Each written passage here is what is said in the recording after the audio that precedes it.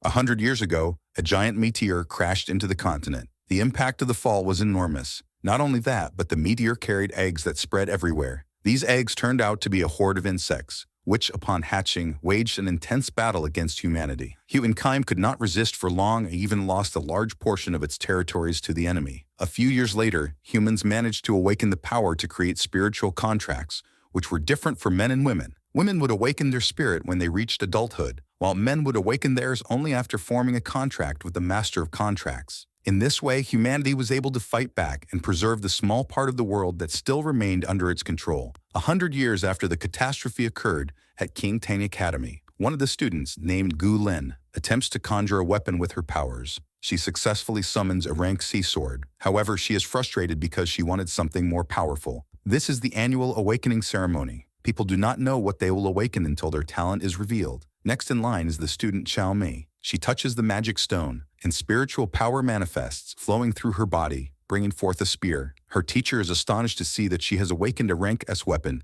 an extremely powerful one. Even the other students are surprised, as it is not common for someone to awaken something as powerful as she did. Some of the boys even praise her beauty in addition to her abilities, but one of them comments that she already has a boyfriend. Speaking of which, as soon as Xiaomi approaches, she breaks up with her boyfriend, claiming that now that she has awakened a rank S weapon, they will not get far unless they are in the same class. She also tells him not to look for her anymore. With that, everyone laughs at the boy. He is Han John, the protagonist. In his thoughts, he wonders if this girl really thinks he is still the same pushover as before. In the past, he was extremely obedient to her and did everything she wanted, but his feelings were never truly reciprocated. His girlfriend took advantage of him whenever she could, constantly bossing him around, and as a foolishly infatuated lover, Han John obeyed her blindly. But now he has realized the truth and knows that in the era of spiritual contracts, strength is everything. He no longer wants to be a mere follower, while the others laugh at him for being dumb. Han John calls them nothing more than a bunch of sycophants and asks if they are not worried that he might awaken an S-rank talent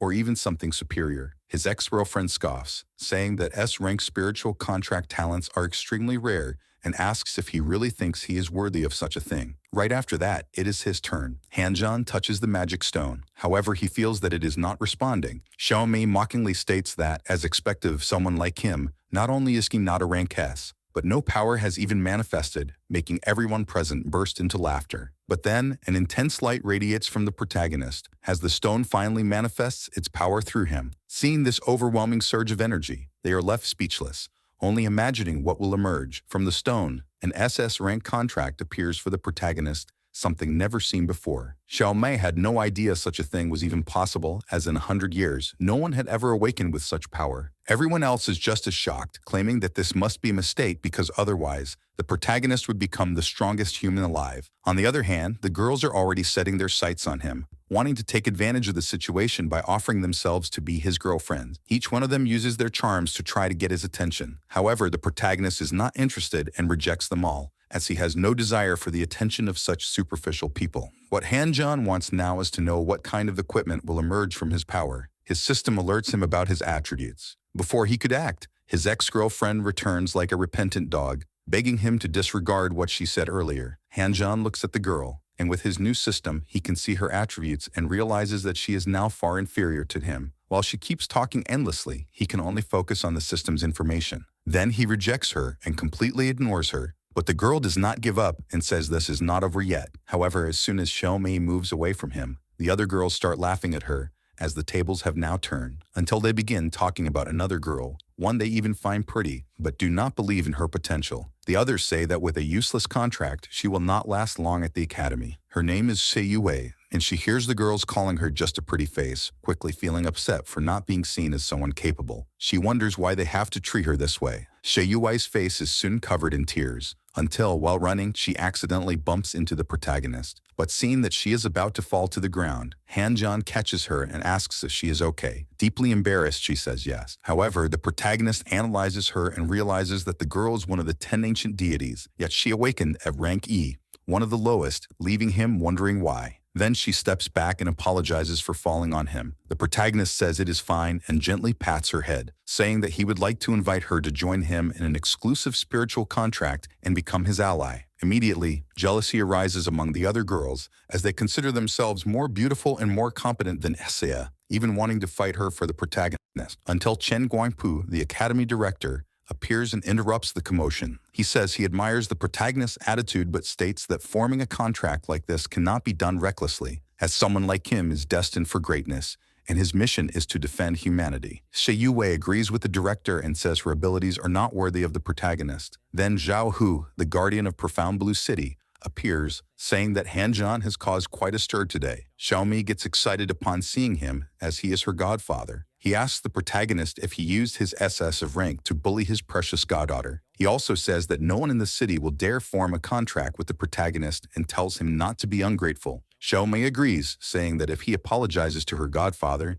she might forgive him and accept forming a contract. But the protagonist asks if she is even worth it. Immediately, Zhao Hu becomes furious at this provocation and tries to hit him. However, even as the city's guardian, he is stopped. The protagonist does not lift a single finger. The one who intervened for him was the academy director, who tells the guardian not to be impulsive and attack a newly awakened SS rank, warning that he will report this incident. Zhao Hu says he will lead the protagonist alone, but only if he forms a contract with Xie Yue, believing this will be his punishment. Otherwise, he will destroy him. Thus, Han Zhan declares that he will form the contract, and there is no changing his decision. Then he tells Xie Yue that they will make the pact. She apologizes as she has caused him trouble. However, Han Zhan tells her she has nothing to apologize for because he believes she will be of great help. Immediately after, the protagonist uses his powers to seal the contract with her. The girl begins to feel its effects, as she is enveloped by the protagonist's energy. And shortly after, they officially become allies. Then the protagonist checks through the system the benefits he has gained. A soul contract so powerful that, in his opinion, it perfectly synchronizes primary combat,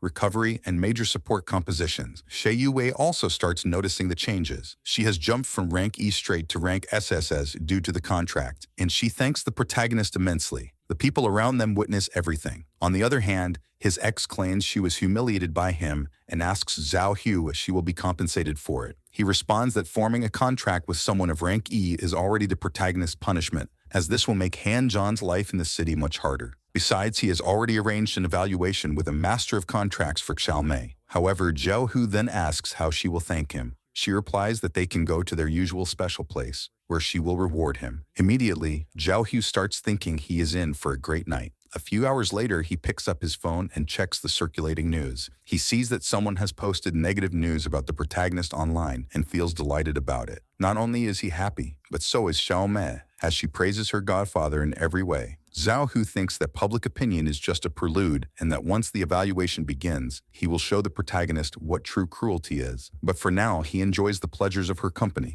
The next day, in the academy's cafeteria, the protagonist and his assistant are being talked about negatively, as gossip about them is already spreading. Shi Yue feels guilty and apologizes for it, but the protagonist tells her she shouldn't keep apologizing for everything and says that she is the most beautiful girl in the academy, so she should have more confidence in herself. Besides, he says they should eat well for the evaluation, and he tells Xie Yue to ignore those clowns because soon they will see what she is capable of. Then someone approaches the protagonist and says that people are calling Han Zhan a genius, but upon seeing him, he doesn't seem like much. His name is Wang Lumao, Xiaomei's contracted partner. But as he introduces himself, the protagonist starts laughing. Wang Lumao asks what he is laughing at, and Han Zhan replies that he just found something amusing. Xiaomei tells her partner not to lower himself to their level, claiming that the protagonist is just someone who has fallen from grace and will soon be exiled. Then she tells them to hurry to the evaluation. That same day, in the evaluation arena, the representative tells the students that the test will soon begin and states that this is the hardest one yet,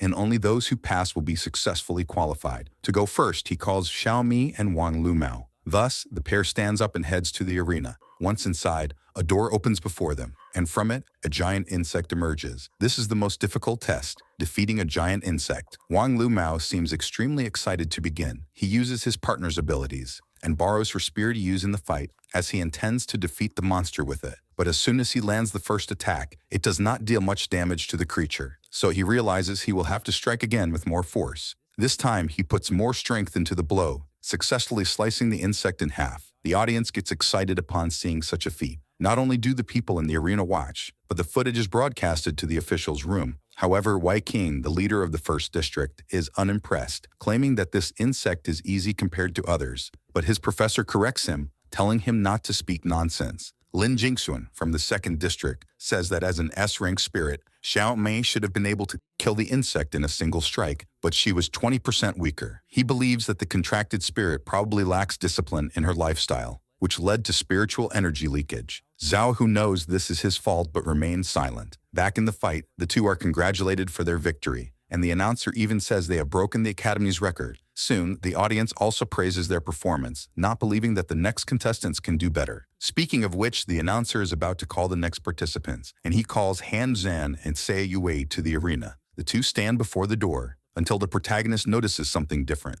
Not just one, but 10 flying insects appear to face them. Sei Yue says that this was supposed to be a test with one enemy and asks why there are 10. The audience begins to realize that the show will be more interesting than they had expected. The announcer explains that the test is tailored to the participant's level, so someone with an SS of rank must face all these enemies. He says this based on an arrangement with Zhao Hu, who had planned all of this beforehand, and he thinks this is because the protagonist messed with the wrong person. Now Han Zhan, his partner, will have more difficulties than they anticipated. Prepared for battle, the protagonist arms himself. He grabs the weapon that awakened with him and uses it against the insects. A sonic wave is emitted like a blast, striking the enemies head-on. The audience is impressed by this. Even the officials question whether this is really possible. One of them mentions that the protagonist took only 30 seconds to eliminate all 10 insects, finding it astonishing. Lin Jingxun thinks that although Han Zhan is incredibly strong, he does not seem to follow the test's rules, and besides, the difficulty was increased significantly. Zhao Hu says that this is a temporary addition to the Blue City Protectors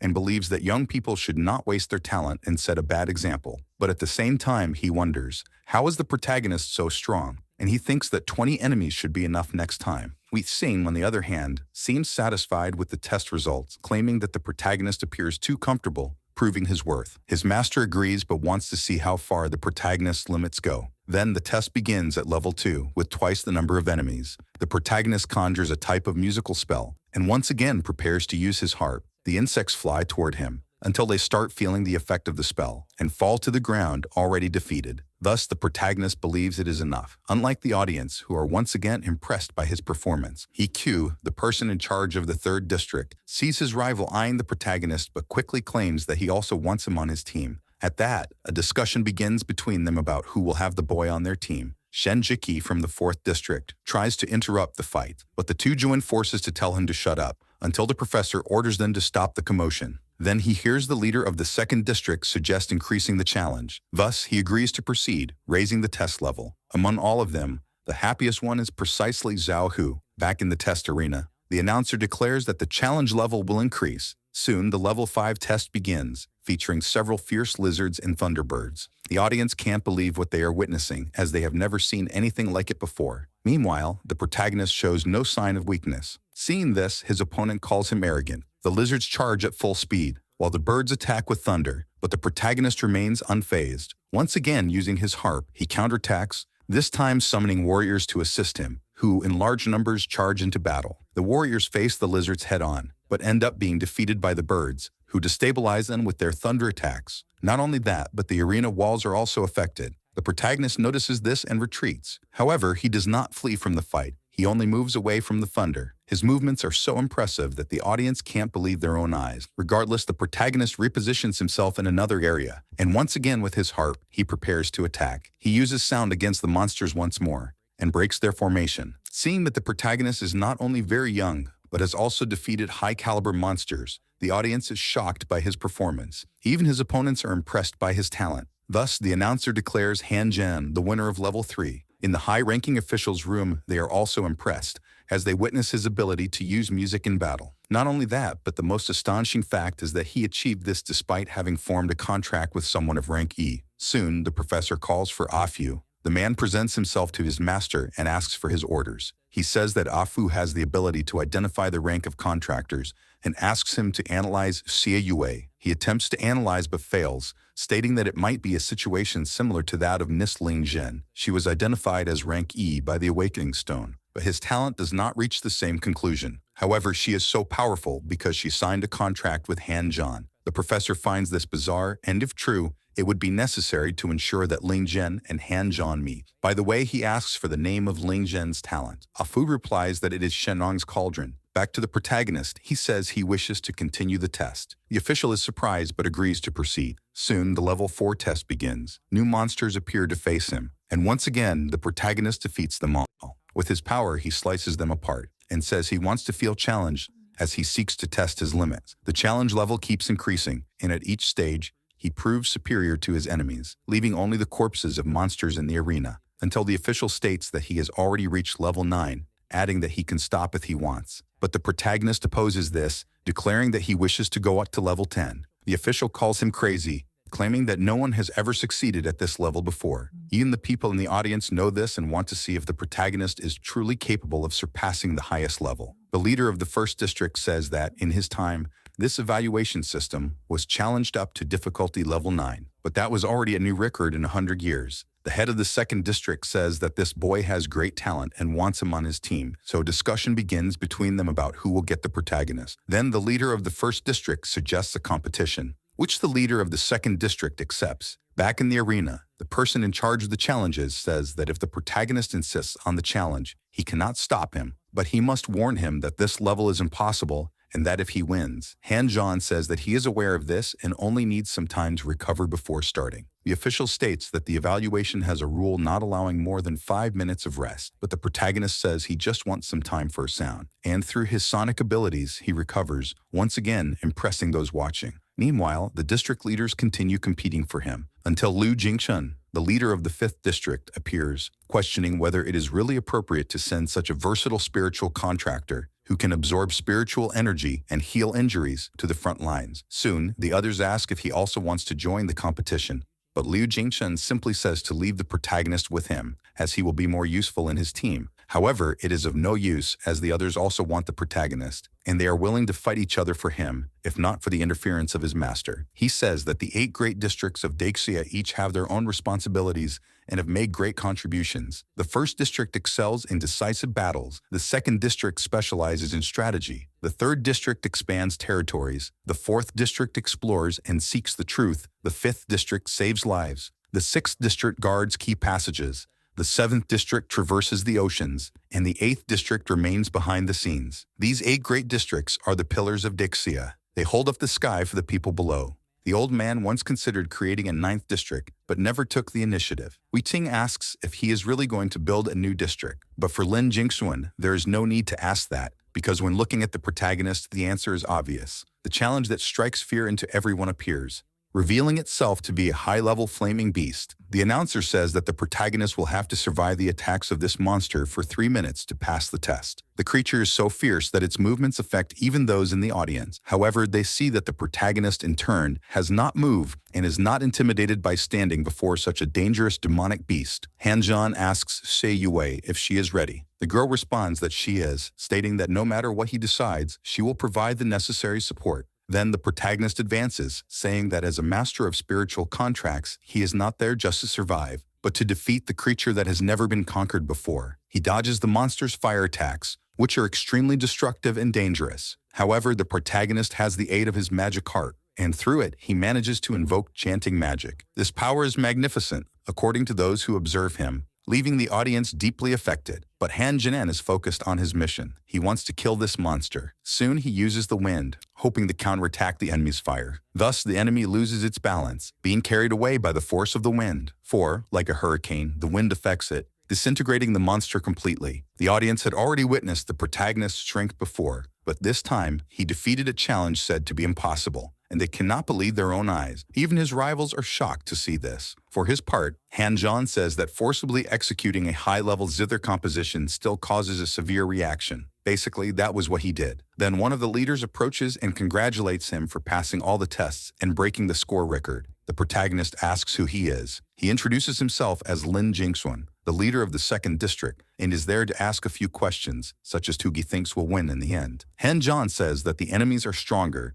but he does not believe that humanity will perish. Lin likes the answer and asks what motivation Han Zhan has to fight. He responds that he fights to prevent the enemies from wiping out the rest of humanity and hopes that humans will be able to live in peace and prosper. Furthermore, he wishes to restore the glory of Duxia. The master of the leaders, Li Shutong, appears and praises the protagonist, asking if he would like to become one of his disciples. Han Zhan recognizes him, knowing that Li Shutong is the most powerful figure in the Duxia family. 100 years ago, the three main Zerg emperors joined forces to overthrow Duxia, bringing it to the brink of destruction. At the critical moment, Lei Shutan fought alone against the three Zerg emperors, killing them and saving Duxia. Knowing this story, the protagonist feels excited to learn that the master wants him as a disciple, so he accepts the offer to become his apprentice. The master says that the protagonist suits him much better than his other disciples. He also says that, since they are just getting to know each other, he will give him a gift. He presents a ring made from the bones of the defeated emperor, which contains a part of history. The protagonist notices that this item holds a terrifying and fierce aura,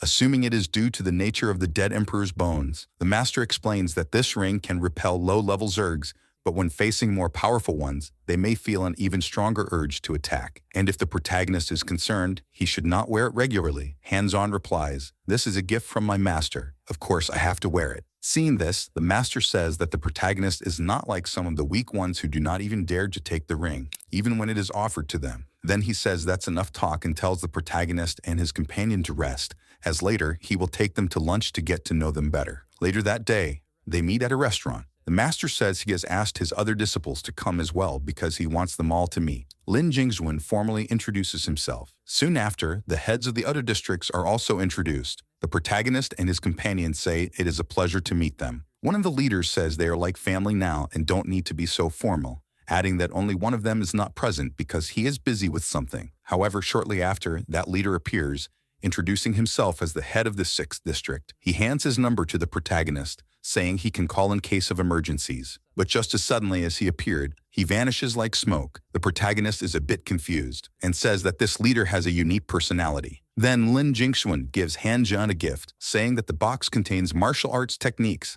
battle materials, and other useful things. Han Zhan thanks him for the gift, until, out of nowhere, a woman appears shouting, asking if Xie Yue is not afraid of secretly eating food different from hers. Xie Yue recognizes her as her aunt. The woman is furious at the girl for this, claiming that she used to eat at her house, but now that she has made a fortune, she is enjoying herself at her expense. She even tries to assault her niece. But before she can, she is stopped. The protagonist prevents her from getting close to his friend. The woman asks if he is the boy who took her niece away from her. He says yes. The aunt says she raised Xie Yue for a long time and now wants to be rewarded. However, the girl becomes irritated with her, telling her aunt to stop talking nonsense. Nonetheless, the woman says that Xie Yue has no right to speak to her that way, claiming that as soon as she grew wings, her niece started rebelling. Then she threatens the girl, saying that her boyfriend is from the 4th district, and because of that, she will make it impossible for Xie Yue to live peacefully as a contracted spirit. The leader of the 4th district hears the woman say this and is startled, but the woman does not recognize him and asks who he is to doubt her words. Not only that, but she also confronts the master of the leaders. She claims she will demand what is rightfully hers,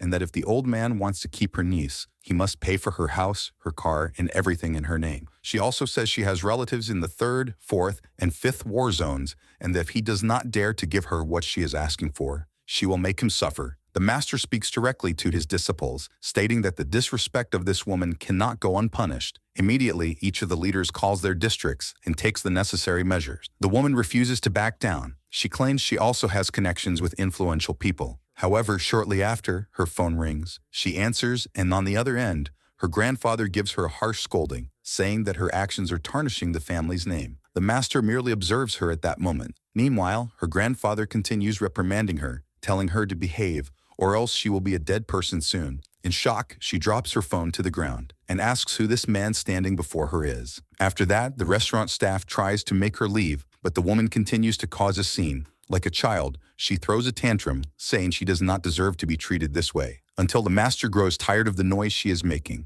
and, using his abilities, silences the woman. Xie Yue feels extremely embarrassed and apologizes on behalf of her family, but her master does not blame her for this, stating that now he and the other disciples are her family as well. Furthermore, he says that she will no longer need to return to her aunt's house, as from now on, she will be taken in by them. Xie Yue thanks him for his kindness, and the master simply tells them to enjoy the food. He also explains that there are rules to follow when eating the 9-grade dinner. The middle grade is for hot pot dishes, which should be consumed right after cooking. The 4 large grayish square grades at the corners are for stews, which are suitable for long cooking. After that, he tells the protagonist that everyone has their own path and no one is certain of their future, not even himself. The protagonist reflects on these words. Meanwhile, the master notices something different and realizes that the food is no longer in front of him. Han-Jan notices it too and sees that while they were talking, Se-Yue had prepared his meal as a gesture of gratitude. Lin Jingxuan, seeing this, asks if they are dating. This embarrasses them, but he claims that after intimate acts, a spiritual master can evolve and even gain a certain degree of replicative abilities. These are not very powerful, but are highly useful. There are 2 types of spiritual forms,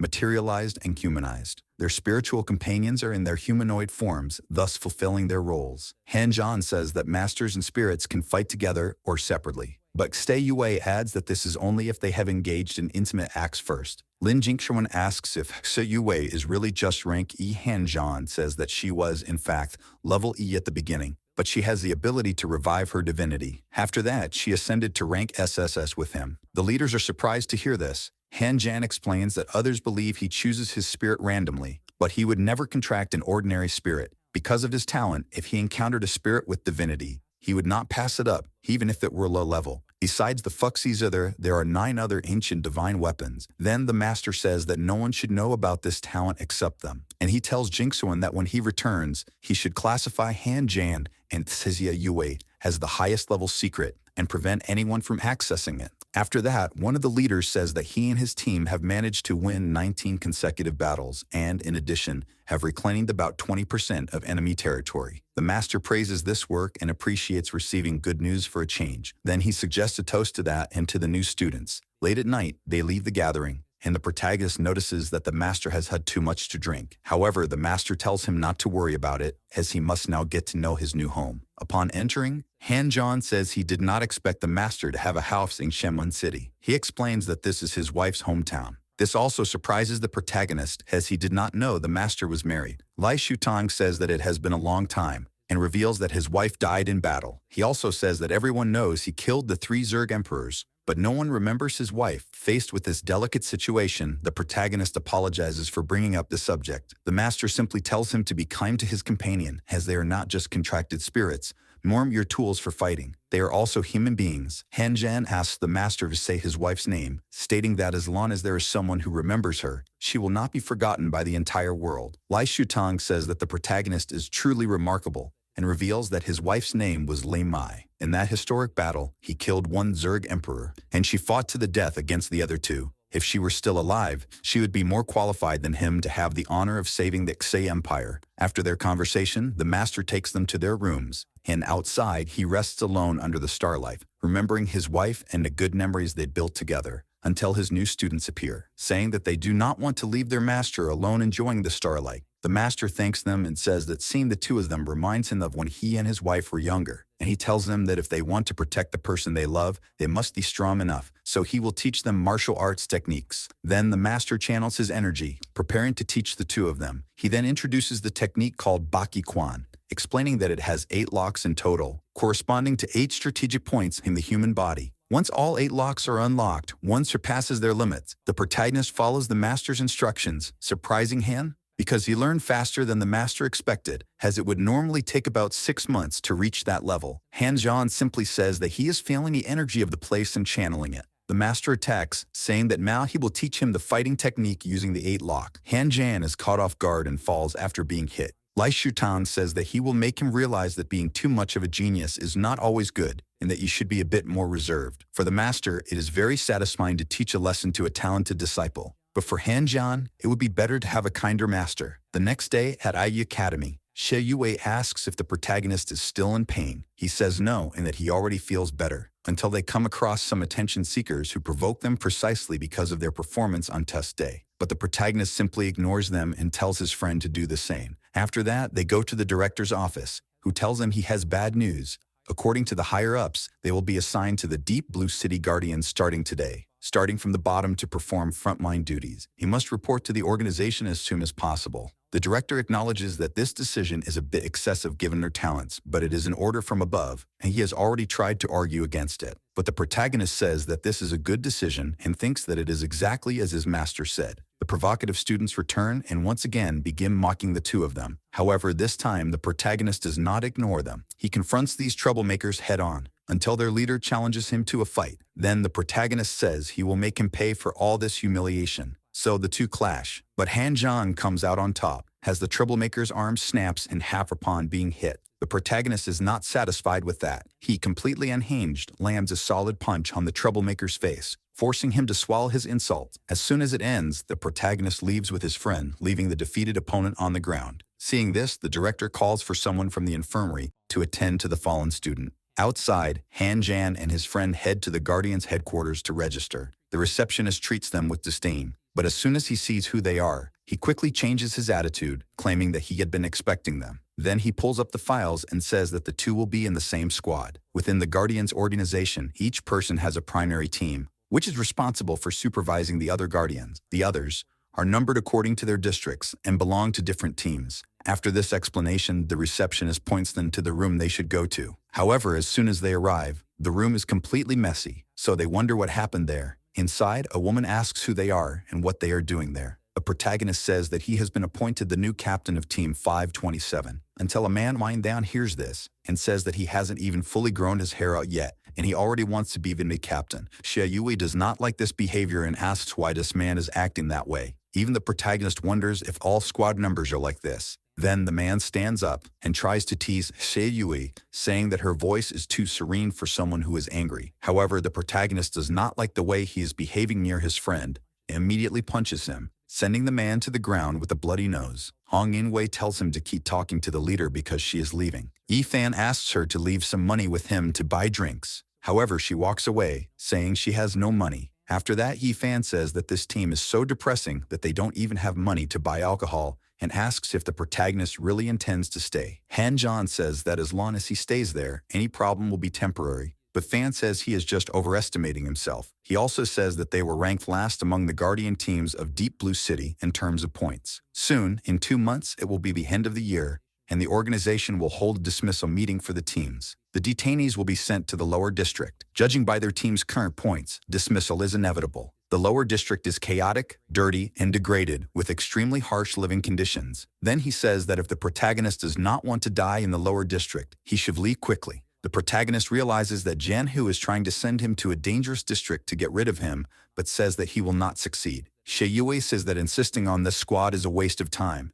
But the protagonist says that running away from problems only gets a person used to cowardice. Only by overcoming them is it possible to become stronger. Besides, even if they joined another team, Zhao Hu would not leave them alone. Instead, he thinks it is better to stay and change the team, turning it into the #1 team in Deep Blue City. And with that, put an end to Zhao Hu's plans. After that, Han Zheng goes to Hong Yingwei, which he is not at all willing to talk to him. The protagonist asks how long she will sit there, doing nothing, waiting for death, and asks if he should call her Han Yingwei or Bai Xuan. Immediately, she asks who exactly the protagonist is and how he knows that. Han Zhan formally introduces himself and says that this is just a small transformation of his abilities. The girl, however, says that if he intended to use this to threaten her, he'd better give up now. But the protagonist only invites her to carry out tasks, claiming that she does not really want to give up and that if she cooperates with him, he promises it will be worth it. She agrees, thinking that this man can see through her lies, which is really a bit unusual, and trying to work with him once will not hurt.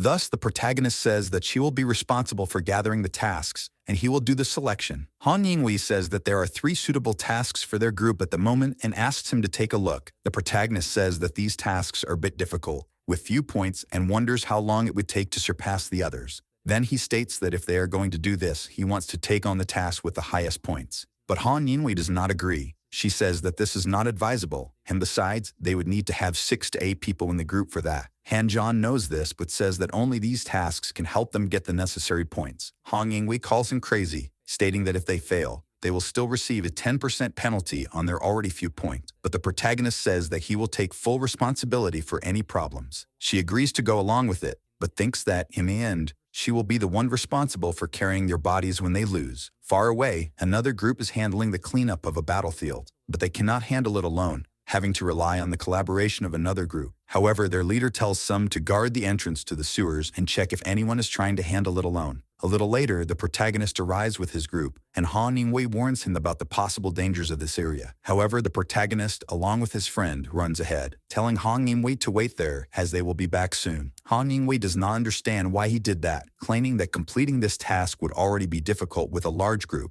let alone with just two. Then she decides that she will not let it go like that, and runs after them, going against the leader, because she believes that if she does not, something bad will happen. Han Yingwei reaches them with a slight delay. When she approaches, the protagonist says that everything is already taken care of. She sees the bodies of Zergs on the ground and cannot believe that the protagonist was the one who took them all down. Han John simply says that the mission is complete and that now they only need to collect the valuable materials from the Zergs' bodies. He also says that the dead guy on the ground must be a Nissan Guardian and tells Han Yingwei she can take him away. While she wonders how the protagonist did this, the other group approaches. They arrive at the same place sometime later and find the bodies of the enemies already stripped. Besides realizing that all have already been defeated, they see that the treasure has also been collected, but they do not know who did it. In Zhao Hu's room, he receives some information that the protagonist's group has already completed 2 missions and has 350 points. Upon hearing this, he becomes furious and takes it out on his assistant. Then he says that the protagonist is no longer a hindrance just because he found the sponsor. Soon, he orders his assistant to go and inform the other squads to take on all the missions in Police City, leaving them behind. Back home, the protagonist's master says he heard about his problems with Zhao Hu and asks if he needs help. Han-Zhan thanks him but says no. Zhao Hu says he is more concerned with other problems within the Guardians, an organization that took on the name of the city's protectors but has done nothing to protect it. The master says that when an organization grows and develops, it will inevitably encounter various problems, and over the years, they have been so busy. But their internal powers have slowly rotted away. They are decayed, and there is absolutely no cure, so they need a fire to reignite them. That is why Zhao Hu was chosen. A fire can burn dead leaves and dispel darkness, but it can also be extinguished at any moment. Zhao Hu says that lately he has not been able to advance to the next level of the 8 deadly fists technique and asks what he should do to progress. The master says that if he wants to break through the 8 deadly points, he must remember these 4 words, between life and death. After a good meal, the protagonist thinks he will finally have a well-deserved moment of rest, until Xie Yue appears, asking if she can sleep in his room that night. He says the house is quite large and asks why Xie Yue wants to sleep there specifically. Xie Yue responds that the master locked all the other room doors. Han Jian feels awkward but agrees, saying he will sleep on the floor while she can have the bed. However, she insists that the protagonist take the bed, but he asks if that is a good idea. After much insistence, the two end up sleeping together in the same bed. The next day, Han Jin gets up, saying that just like the previous day, he wants to find good missions to complete. But as soon as he enters his group's meeting room, he comes face to face with Han Yingwei and Yi Fan. They discovered who the protagonist is and went straight to his house. Han Yingwei says that last time, she did not know he was so powerful and thought he had used connections to join the group, so she apologizes to him. She also says that now that the authorities have sent a genius to protect the city, it does not matter what happened before because she believes he will be useful sooner or later. Yi Fan says that the protagonist is aggressive and even offended Zhao Hu, which makes their lives more difficult, potentially leading to demotions or worse. Han Yingwei says that for some reason, all available missions in the city have already been taken, leaving nothing for them. Then the protagonist asks if there are any missions in other cities. Han Yingwei had not thought of that. Soon, Han Zhan checks the mission board for Kanhai City and realizes that there is something there. However, he does not understand the information. Han Yingwei explains that although they can take on missions in other cities, it also means they will have to travel to complete them. However, the roads connecting to cities are infested with highly dangerous monsters. Sometime later, they are speeding down the roads in a 4x4, and it does not take long for the insects to appear and attempt to attack them. Han Zhan says that these creatures usually move in swarms because in large groups, they increase their destructive power. Yi Fan, who had been sleeping until then, wakes up startled by the insects. They start grouping together until they begin flying in the same direction, creating a tornado, which astonishes the group. Due to being intoxicated, Yi Fan is the only one who remains calm. Han Yingwei, who is driving, asks the captain what they should do. The protagonist says that their target is not them but a caravan nearby. With that, Han Yingwei asks if they should help. Han Zhan says yes and tells her to go full speed toward them. This, in a way, excites Yi Fan. Then Han Yingwei turns the car straight toward the tornado at full speed, causing her teammate to hit his head. He feels the pain but pretends to be fine. On the other side, the caravan under attack is getting the worst of it. A girl named Shang Si-ting is being protected, and the person in charge says that they cannot slow down now, or they will be hit. He also says that saving the reinforcements is practically impossible since their main goal is to protect the girl. Right after that, through the radio, he orders the execution of the plan and the sacrifice.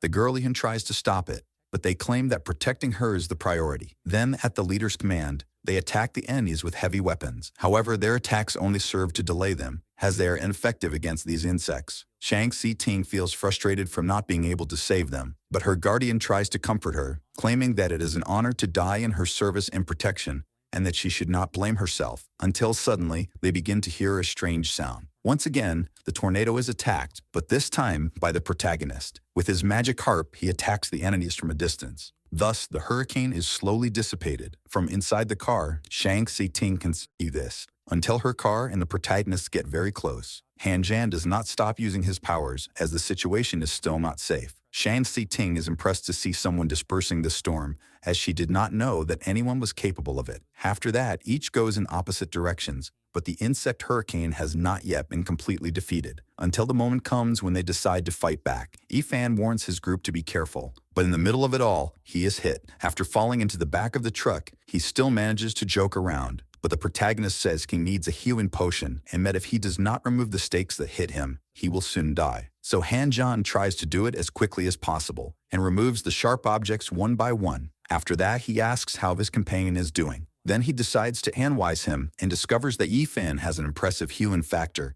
making him practically immortal. Yifan gets up and says that this is part of his talents and that he forgot to mention it before. But the protagonist does not pay much attention to this, as there are still problems to solve. A little later, they continue the mission. Shayui says that they have apparently arrived at the task location. Yifan decides to take a look, spotting a swarm of insects ahead. They are in great numbers, but the heroes do not intend to retreat now. With Shayui's help, the protagonist prepares, saying that now he can truly start earning points. Soon he decides to use his magic harp again. This way, he manages to hit some insects and takes down a good number of them. This impresses Yifan, as he and Hong Yingwei are left speechless witnessing the protagonist's power. A large screen shows that the tasks have been completed, and an audience of other warriors watches. They wonder which team has managed to complete so many tasks in such a short time, until one of them says of his team 527 from Deep Blue City. The leader of a rival group becomes enraged, as he does not like the idea of a team from another city coming to Kamehide to complete their missions. Soon he feels determined to find this team and show them who is in charge. Thus, the leader and some of his team members head into the city in search of the protagonist's group. His men are excited about having such a fun task, as they want to demonstrate their power to the visitors. However, their leader warns them about something. A giant serpent is already dead. Upon seeing this, he says that the leader of this invading group has gone too far. So he orders his driver to turn around because he wants to find this group and confront them. The driver then prepares to depart, but one of the team members stops him and tries to warn his captain not to underestimate this foreign team, claiming that a black pickup truck was spotted leading the city. The captain gets furious and punches him in the nose. Far away, at the Guardian Organization's headquarters, the third in command, Su Mingxuan, asks why the task completion rate in Kanghai City, Deep Blue City, and the surrounding areas has increased so much. His assistant says that a team from Deep Blue City has recently specialized in completing tasks in other cities, so his boss asks to see the records of this team, as he is eager to see who they are. After a while, he sips his coffee, and his assistant returns with the data. Su Mingxuan dismisses his assistant as he wants to be alone. As soon as he picks up the records and looks at them, he realizes they are at the top of the classified documents and wonders if this is even possible. He did not think it was possible, until he comes across the protagonist's file and sees that his information is even more classified than that of the other members of his group.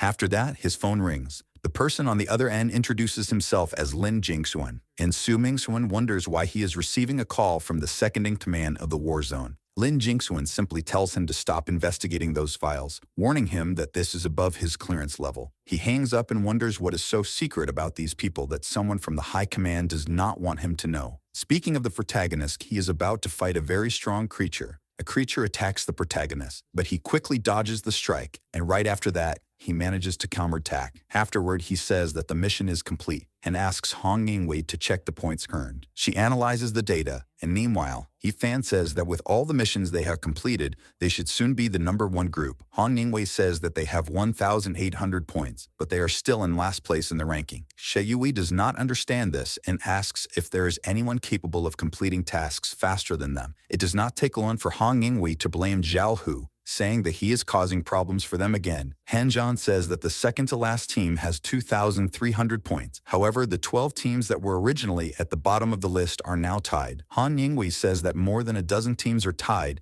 and that not everyone can have SSS-level talents to complete Zerd dungeons aimlessly. The protagonist says that everyone agrees to tie their scores, and when they complete a task, the points are distributed to the same person. These points are earned through joint efforts, so they do not violate any rules of the City Guardians organization. The protagonist tells his group not to stress about it because they are doing fine, and he still believes they have a chance to surpass the others. Sometime later, Han Zhan and Tse Yue arrive home. The master asks how the trip went. The protagonist says they earned a lot of points, but the result was not great. However, they managed to save a convoy on the road. With that, the master asks if the little girl at the merchant's shop was rescued by the protagonist, and if the guy she called not romantic was him. He is not surprised that the girl had been bothering him a few days ago, asking how to awaken and become a powerful spirit. Her grandfather and the master are old friends, and the Shang family is also behind one of the 5 leading technology companies. They mainly develop weapons. These weapons are state-of-the-art for spiritual masters, and also for ordinary people who do not have spiritual contracts. The master says that Shang Xi-Ting is like a granddaughter to him. The merchant brought her there on purpose to force her to return,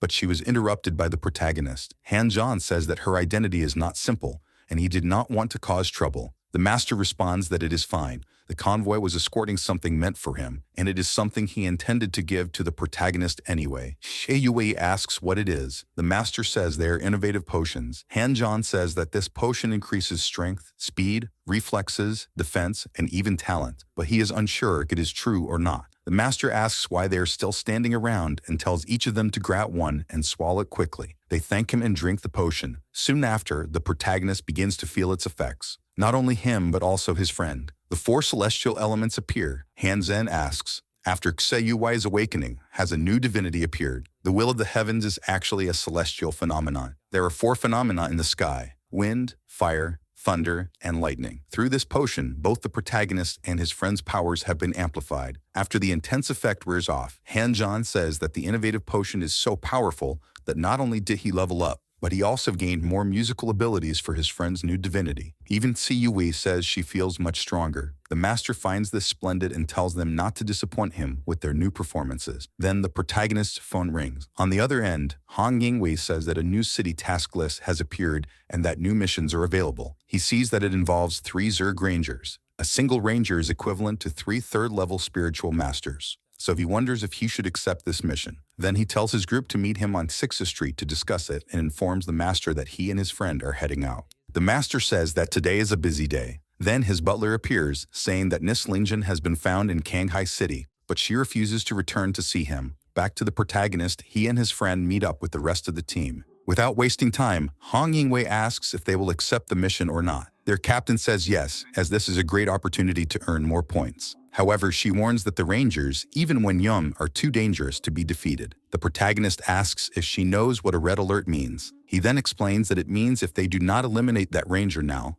once it fully matures, it will destroy the city. And as a team of Guardians, their original intention is not to fight for points but to fight to protect humanity. The leader of the previous group says that this is the gift of the Wanderer, the Black Veil, which can isolate all perception, distinguish itself from the outside world, and create its own domain. Anything enveloped by it, regardless of whether it shows signs of life, will undergo accelerated aging and decay, ultimately leading to destruction. One of his teammates says that the higher-ups sent them to deal with the Wanderer and asks why they are still issuing missions externally. The captain says that the Wanderer is incredibly powerful and requires a large number of decoys to draw fire. He also says that they will not act yet because they want to wait until the first wave of cannon fodder goes in. From a distance, he sees the protagonist and his group. Han Zhan tells his team to be careful, as this is the Black Veil cast by the Wanderer. Hong Yingwei asks if he is prepared for this because, once inside, there is no way to return. Yifan, on the other hand, says that this thing has no effect on him, so he does not care. The The protagonist is not either and says that everyone will be fine. From afar, they see the place where they must enter. Inside, everything is abandoned and has a very eerie atmosphere. Han-John says that the presence of insects inside is strong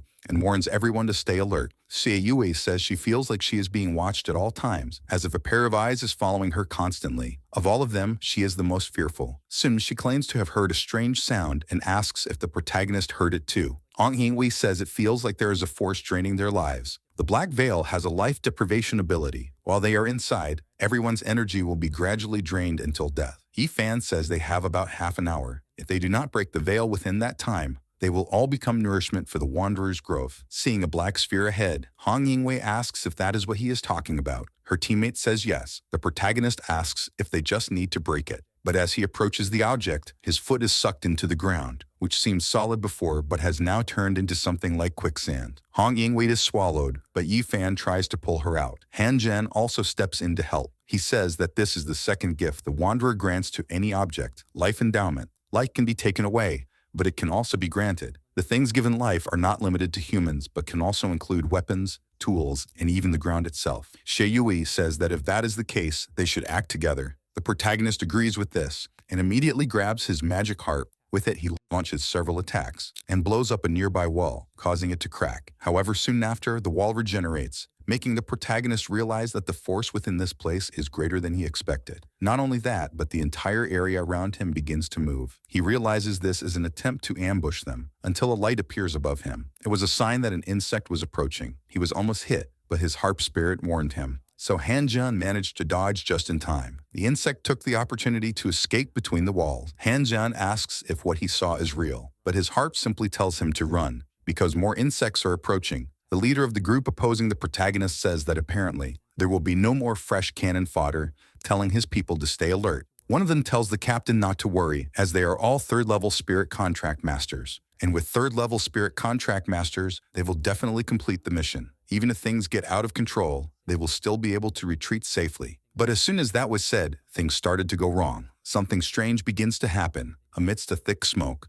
they become separated from each other, until a team member starts looking for his captain. And when he finds him, he realizes that the captain is paralyzed. The captain sees the team member and his group, and suddenly starts attacking him, leaving the young man confused. However, he was not fully conscious, as an insect was controlling him. That same insect immediately jumped onto the young man as soon as he got close. Back at the protagonist's core group, Fan says that this wanderer is trying to take them down one by one and finds it quite interesting. Yue asks if he cannot feel these invisible threads. He replies that he can break them, but they do not affect him at all. The girl says she envies him for having such a gift, but Fan asks if never having to worry about his life and being unable to die is actually a kind of punishment. Regardless, Fan says that since they cannot leave now, they might as well give up completely. But this idea does not sit well with Yue at all. She says he is nothing more than lifeless dust. Then, Yue touches a wall and creates a crack. Seeing the wall start to crumble, her partner panics. However, on the other side, a silhouette appears.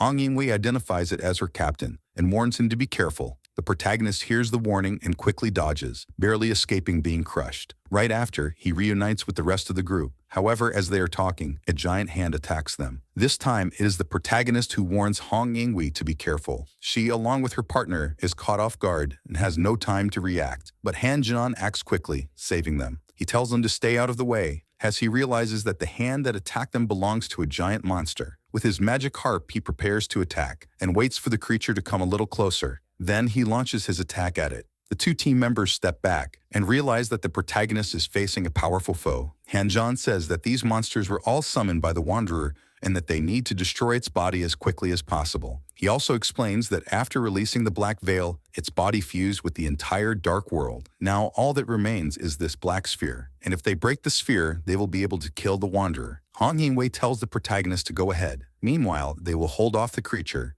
Fan takes the lead. With his powers, he unleashes a massive explosion, and as he gets closer to the enemy, he says that his immortality shield can only withstand 6 hits. So he urges the captain to run and find a solution. Thus, the protagonist pushes forward and tells him to hold on. Han-Jen also uses his powers, and through them, he concentrates a massive amount of lightning in an attempt to strike his target. With power comparable to that of mythical creatures, the protagonist hits the creature that was about to strike Fan and lands a direct blow with a powerful lightning strike. Fan is somewhat startled by the impact, but not only was the creature hit, The sphere was as well. With that, it shatters into several pieces. This makes Yifan feel relieved, as he believes that with this, they have secured their victory. But right after, the protagonist is struck and tells his companion to run. Han Zhan is caught off guard by an enemy, who calls all humans insignificant and claims that none of them will escape. Yifan realizes that this enemy is an adult wanderer. After that, Hong Yingwei's demeanor changes, and she says that this wanderer is a surprise she had prepared for them. She says that she masked her true intentions of lies and kept it by her side, waiting for the right moment to release it and deliver the final blow. The protagonist asks why she is doing this. Han Yingwei simply answers the question, claiming that she has wanted to kill him all along. Han Zhan says that this is the second time, and it will definitely not be a mistake this time. He states that he has seen this before and declares that she has been parasitized. The silver-white shadow of the insect he just saw in her pupils is the infamous worn erosion. The erosion worm is a 4th-level insect species with a terrifying ability called cerebral erosion. Any creature whose brain is invaded by the worm will be completely controlled. Not only that, but it has the ability to reproduce asexually and divide itself. In the history of the Blue Stars, a 7th-level fighter had his brain invaded. He massacred an entire city that he once protected, leaving behind nothing but carnage and corpses. It took an enormous effort and countless resources to stop him, for the organization to finally kill him, but the losses were heavy.